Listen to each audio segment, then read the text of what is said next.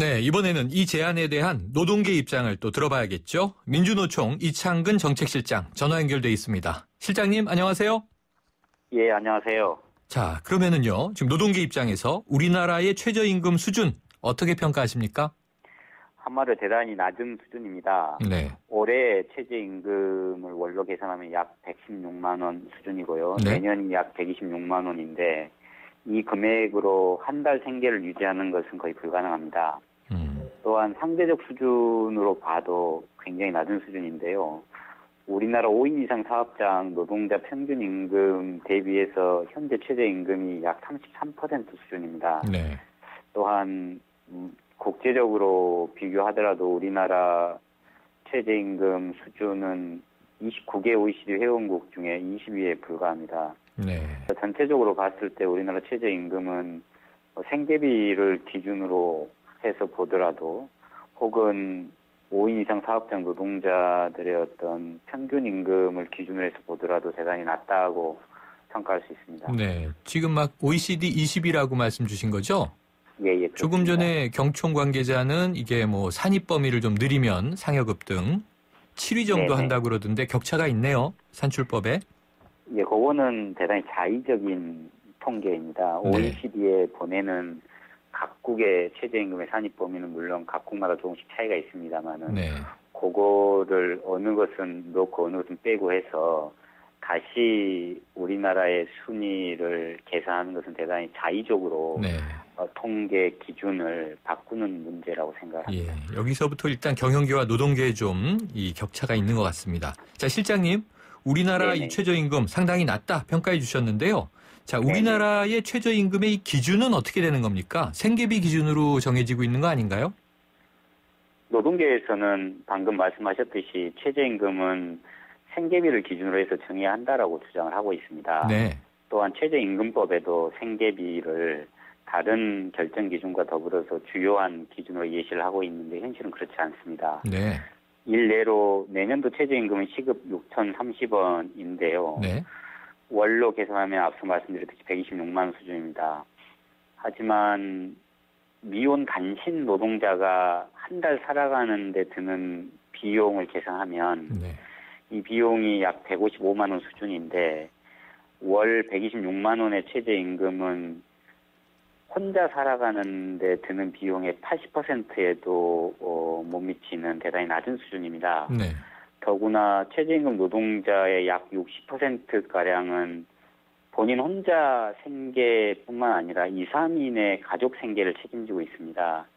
그렇다고 한다면 현재 우리나라 최저임금은 생계를 보장하는 임금이라기보다는 정말 말 그대로 겨우겨우 생존할 수 있는 수준에 불과하다는 것을 알 수 있습니다. 네. 따라서 현재 최저임금 제도 개선에 있어서의 가장 중요한 지점 중에 하나는 바로 최저임금을 결정할 때 어떻게 노동자들의 생계비 또한 평균 2인에서 3인 정도의 가족의 생계를 책임지고 있는 이러한 현실을 반영할 것인가가 되어야 한다고 생각합니다. 네. 그런데 실장님, 자, 오늘 쟁점은요, 이겁니다. 소비자 물가가 안정세를 보이고 있기 때문에 매년 이 최저임금 결정할 필요가 없다.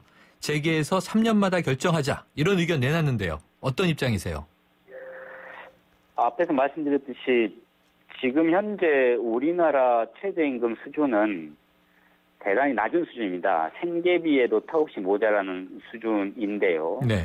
이러한 상황에서 최저임금의 결정 주기를 물가와 연동해서 3년에 한 번씩 결정하자라는 것은 적절하지 않다고 생각을 합니다. 네. 왜냐하면은 현재 물가와 연동을 하면은 평균 1, 2% 수준에 불과하게 되고요.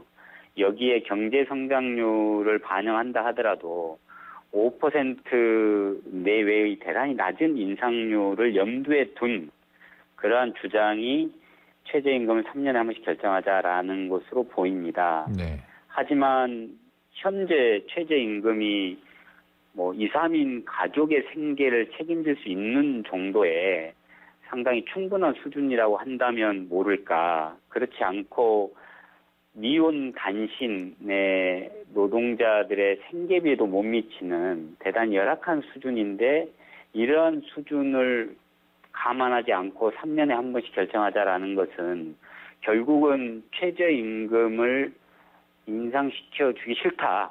최저임금 인상률을 최저임금 인상시켜주기 싫다라는 그러한 주장을 좀 우회해서 하는 것이 꼼수가 아닌가 이렇게 생각합니다. 네, 우회해서 하는 꼼수다. 인상시켜주기 싫다. 즉 동결하자 이런 입장의 이제 변형이라는 거죠. 예, 그렇습니다. 자, 말씀하신 대로 지금 매년 최저임금 협상 물가 연동 말고요. 노사 간의 네네. 불필요한 갈등이 반복된다. 이렇게 지적하면서 이 정부가 결정해야 한다. 이런 제안은 어떻게 보십니까?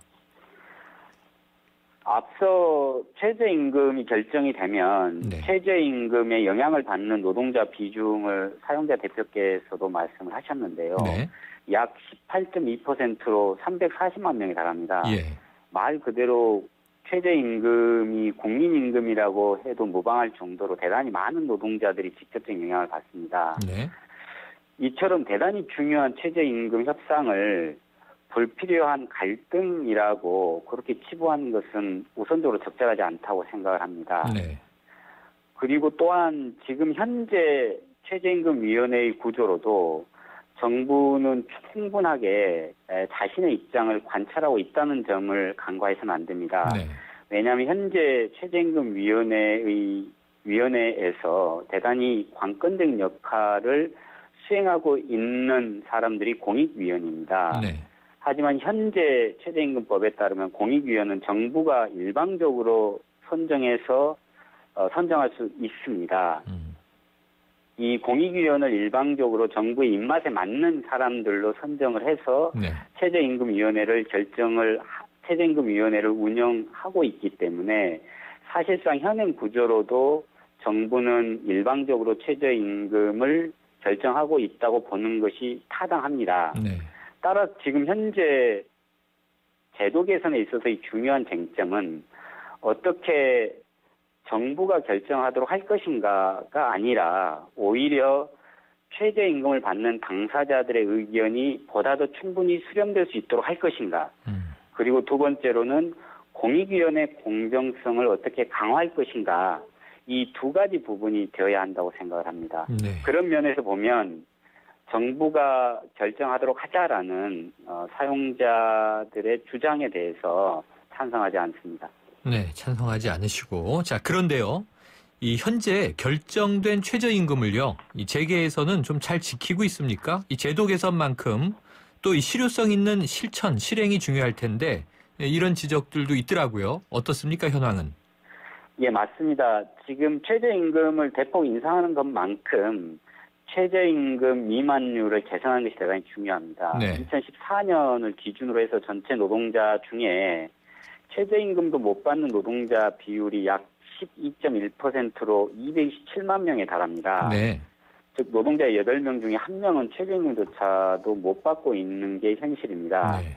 따라서 최저임금 제도의 준수율을 높이기 위한 다양한 제도 개선 방안이 우선적으로 논의되어야 한다는 것이 노동계의 주장입니다. 네. 이를 위해서는 우선 최저임금도 주지 않고 있는 법 위반 사용자에 대한 처벌이 대폭 강화돼야 된다고 생각합니다.